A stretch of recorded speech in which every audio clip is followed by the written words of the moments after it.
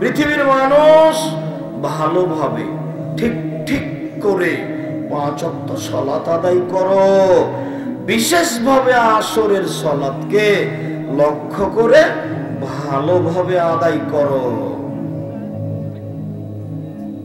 মহান আল্লাহ বলেন, ফাকিমুস সালাতা লিযিকরি, পৃথিবীর মানুষ আমাকে ডাকার জন্য সালাত আদায় করো। সালাত এমন একটা ইবাদত যে শুরু থেকে শেষ পর্যন্ত সবই ডাকা, আল্লাহকে ডাকা। এরকম ইবাদত অন্যটা নেই।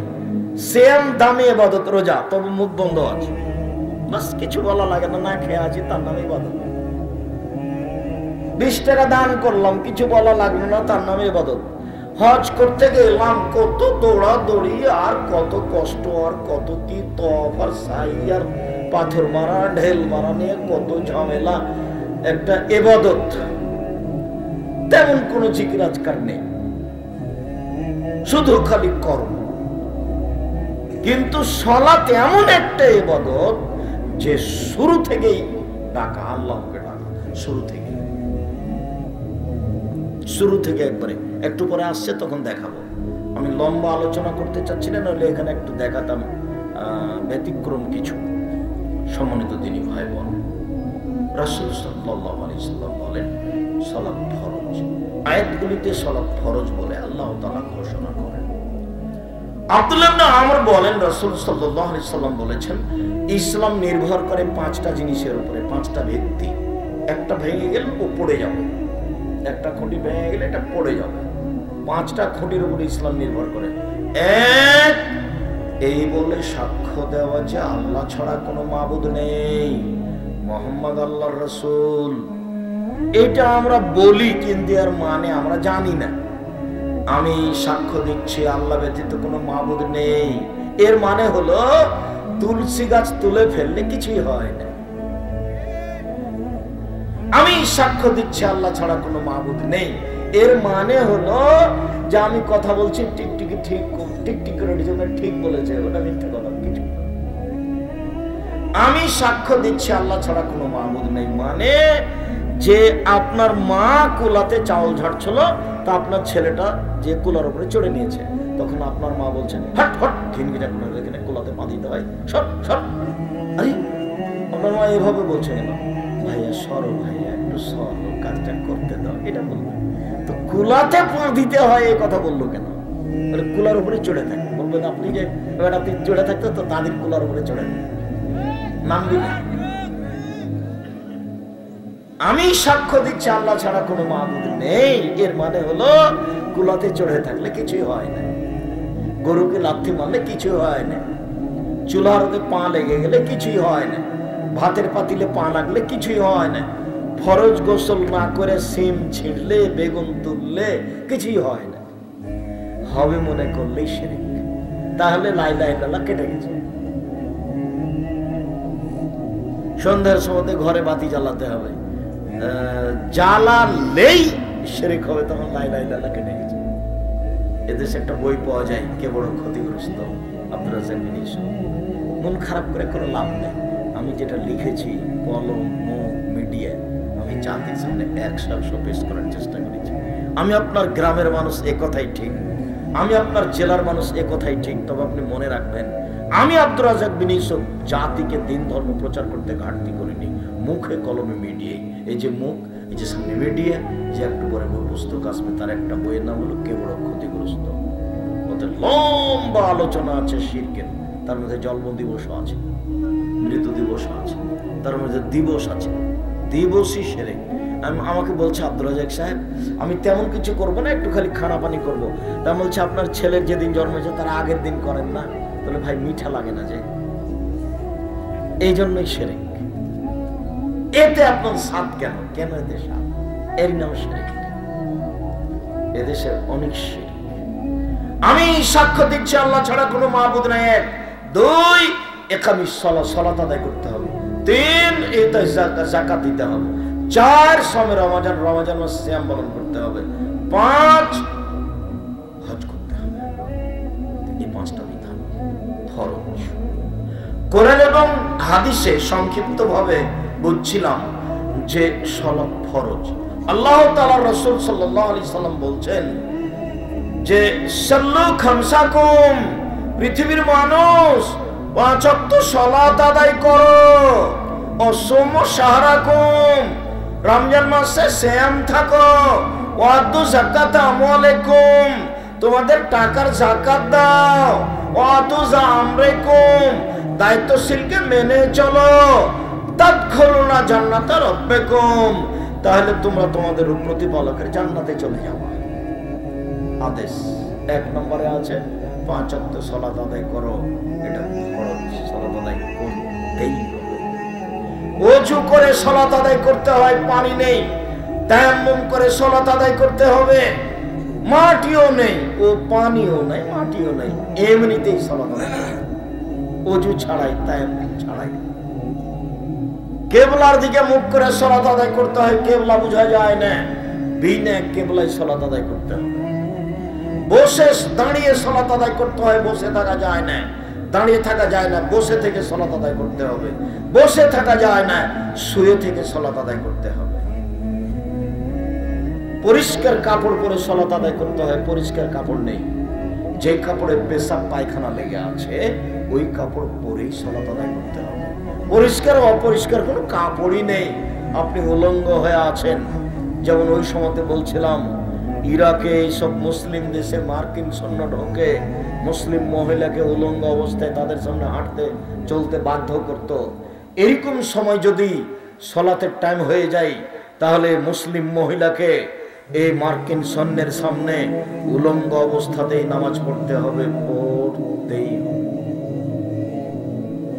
এমন কোন দুনিয়াতে অবস্থা নেই যখন তাকে সালাত আদায় করতে হবে না, এরকম কোন অবস্থা পুরুষের জন্য নেই। শত্রু তাড়া দিয়েছে, দৌড়িয়ে চলে যাচ্ছে, এভাবেই সালাত আদায় করবে। গাড়িতে উঠে আছে, শিকল ধরে আছে, ঠেলে ঠেল মানে না, সালাতের টাইম পার হয়ে যাচ্ছে, এভাবেই সালাত আদায় করতে হবে। মহিলাদের জন্য হায়েজ অবস্থায় ব্যতীত বাকি সব সময় একই ব্যাপার। সালাত এমন একটি ইবাদত, ভিন্ন ধরনের ইবাদত, মানুষের অসুখ বিসুখ বুঝে না, সব ইবাদত অসুখ বিসুখ বুঝে। এই যে রোজা, আমি অসুস্থ, আচ্ছা ঠিক আছে এখন তুমি রোজা করিও না, এখন সেপ্টেম্বরের পর যখন ভালো হয়ে গেল। এই যে হজ, আচ্ছা এবছর যায় না, সামনে বছর যায়, অসুস্থ মানুষ ভালো হয়ে যাবে।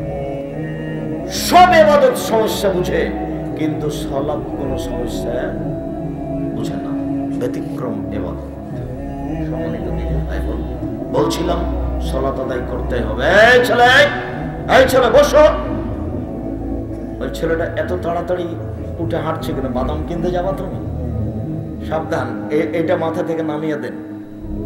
আমি আপনার চেয়ে বেশি ক্লান্ত, আমাকে কাজ দেখাবেন না, দয়া করে ভদ্রতা বজায় রেখে চুপচাপ বসে থাকবেন।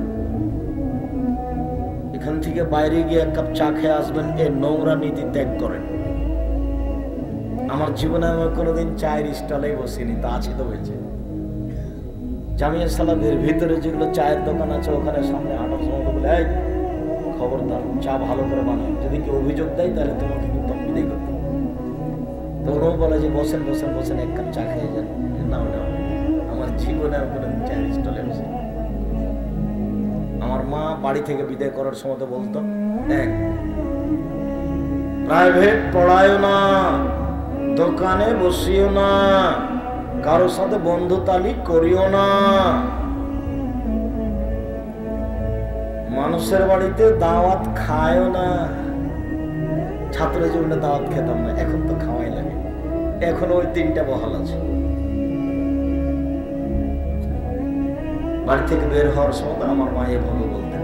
পড়তে পাঠানোর ব্যাপারে আমার মা খুব শক্ত, খুব কঠোর ছিলেন। কোনো কথা মানা হবে না, প্রতিষ্ঠানে যেতে হবে, যতই সমস্যা। সম্মানিত দিনী ভাই বোন, বলছিলাম সালাত এমন একটা ইবাদত, যে কোনো অবস্থায় আপনাকে আদায় করতে হবে। বুঝলাম সালাত আদায় করতেই হবে। এবার বুঝি সালাত আদায় করে না যারা, তারা কেমন? রাসূল সাল্লাল্লাহু আলাইহি সাল্লাম বলেন, মান তারাকা সালাতা মুতাআম্মিদান ফাকাদ কাফারা। কে যদি ইচ্ছাকৃত সালাত ছেড়ে দেয় তাহলে কাফের হয়ে গেছে। বুরাইদা রাদিয়াল্লাহু তাআলা আনহু বলেন, রাসূল সাল্লাল্লাহু আলাইহি সাল্লাম বলেছেন, বাইনাল আবদি ওয়া বাইনাল কুফরি তারকুস সালাহ, মুসলমান এবং কাফেরের মধ্যে পার্থক্য হচ্ছে সালাত ছেড়ে দেওয়া। যে সালাত আদায় করে সে মুসলমান, যে সালাত আদায় করে না সে কাফের। আবু হুরায়রা রাদিয়াল্লাহু তাআলা আনহু বলেন, রাসূল সাল্লাল্লাহু আলাইহি ওয়াসাল্লাম বলেছেন, উমিরতু আন উকাতিলান নাস হাত্তা ইয়াকুলু লা ইলাহা ইল্লাল্লাহ ওয়া ইকুমুস সালাহ। আল্লাহ নবী বলছেন, আমাকে আদেশ করা হয়েছে আমি মানুষকে লা ইলাহা ইল্লাল্লাহ বলতে বলবো আর সালাত আদায় করতে বলবো। প্রয়োজনে পিটিয়ে মারবো, না হয় মরবো, পিটিয়ে সালাত আদায় করাবো ওকে। এ কথা আল্লাহ নবী বলছেন, পিটিয়ে। আল্লাহ রাসূল বলছেন, মুরা আওলাদাকুম বিসসালাত ওয়া হুম আবনাউনা, তোমরা তোমাদের ছেলে মেয়েকে সালাত আদায় করতে বলো যখন ছেলে মেয়ের বয়স 7 বছর। ওয়াজরিবহুম আলাইহা ওয়া হুম আবনাউনা, পিটিয়ে সালাত আদায় করাও যখন ছেলে মেয়ের বয়স 10 বছর 15 বছর হয়ে গেছে, ছেলে মেয়ে নামাজ পড়ে না, তখনও বাপ বেঁচে আছে, এই কথা মিথ্যে। এটা বাপ নয়, ওটা হলো সৎ বাপ। ওটা বাপ নয়, হলো চাচা। ওটা বাপ হলে এই কাজ করতো না। এই যে আমি বললাম এটা ওর বাপ নেই, দেখি কোন যুবক কে আছে এমন কোন মুরব্বী আমাকে এর কাছে প্রমাণ করতে পারে আমি তার বাপ। বাপ নেই বলে এই যে আমি তার বাপ, আমি আপনাকে না করে দিলাম। কিসের ভিত্তিতে আপনি হ্যাঁ করবেন দেখি? 10 বছর হলে ছেলেকে পিটিয়ে সালাত আদায় করাতে হবে, তার নাম বাপ। আর তোমাকে তো বলেছি, সেদিন বলেছি তোমার মা নয়, এটা তোমার খালা। তোমার মা যদি হয় এটা তো তোমার বোন। এখানে ক্লাস 10-এ পড়ে, দেখো পাঞ্জার চুল নিয়ে এখানে দাঁড়িয়ে আছে তোমার মায়ের পাশে, আর তোমার মা ছোট ব্লাউজ পরে আছে, পেট দেখা যায়, পিঠ দেখা যায়, এগুলো সব ফ্রি। মোহর দেয় তোমার বাপ আর জাতি, এগুলো ভোগ করবে, এটা কথা হলো? তোমার মার স্বভাব কেন এমন? আল্লাহ রাসূল বলছেন, মারা তো আওরা, মহিলা হচ্ছে গোটাটাই ঢেকে রাখে, গোটা পুরো অঙ্গটাই ঢেকে রাখতে হবে, তার নাম মহিলা। রাসূল সাল্লাল্লাহু আলাইহি সাল্লাম বলছেন, শোনো, লা তুবাসসিরুল মারাতাল মারাতা, একজন মহিলা আর একজন মহিলার গায়ে হাত লাগাতে পারে না। কেন? যদি লাগাই তাহলে তার শরীরটা নরম ও শক্ত বুঝবে। ফাতানা থালে যাও যেহা কেন ইয়ানজুরু ইলাইহা, তখন নরম হলে তার স্বামীকে বলবে, খালেদার শরীরটা এত নরম। তখন ওর স্বামী অন্তরের চোখে তাকে দেখবে। একটা মহিলাকে অন্তরের চোখে দেখা হারাম। সেখানে তোমার মার পেট দেখা যায়, পিঠ দেখা যায়, ছোট ব্লাউজ পরে সারাদিন বাড়িতে কাজ করে, গোটাই গ্রাম নাকি চাচা আর ভাই, তাই পর্দা করা লাগে না। এ ওর বাড়িতে যায়, এ ওর বাড়িতে আসে। আমি আমার চাচারাকে দেখেছি আমাদের বাড়িতে বলতো সালাম নাই, বলতো আব্দুর রাজ্জাক আছো গো, এ বলে ঢুকে যাচ্ছে। এটা হারাম নীতি। কি বলে ঢুকতে হবে? আসসালামু আলাইকুম। যতই খারাপ লাগুক, যতই আইন না লাগুক, সালামই দিতে। আইন না লাগছে, সালাম দিয়ে ঢোকা কেমন কথা? আসসালামু আলাইকুম এভাবে বলবো কেন? বলবো আব্দুর রাজ্জাক তোমার মা আছে, তোমার বাপ আছে বলে ঢুকবো? এটাই চূড়ান্ত। সালাম দিয়ে ঢুকতে হবে।